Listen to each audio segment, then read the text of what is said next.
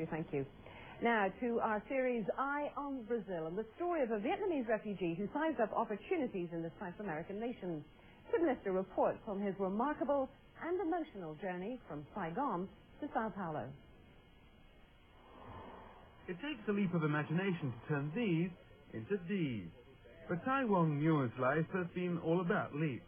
He grew up in South Vietnam. His family were prosperous business owners in Saigon. And then the war came, his brother was killed. In 1978, 3 years after the South fell, Tai fled Vietnam. The dot on the ocean is the raft he and 67 children were crammed into when they were picked up by this Brazilian tanker. A few weeks later, he arrived, a penniless refugee, in Rio de Janeiro. We arrived in Brazil on Carnival Day, so it was a huge culture shock because Vietnamese women are so discreet. People were so noisy and happy. It was such a contrast to where I came from. Tai moved to Sao Paulo, Brazil's melting pot and now one of the biggest cities in the world, to begin a new life. He compiled the first Vietnamese-Portuguese dictionary in a roundabout way.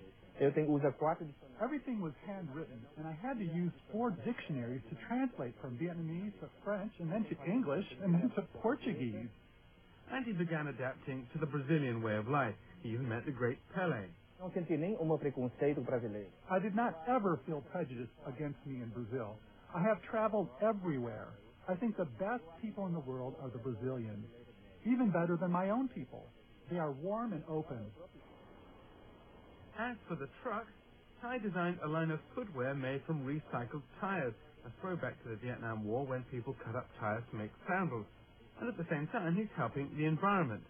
Everything we make is recycled. In Brazil, tires are a big problem because governments allowed people to dump tires from other countries here.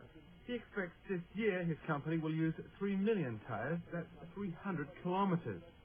Tai's line of shoes and bags, which also use old tarpaulin covers from trucks, has become a hit in Brazil, and he recently opened a factory here.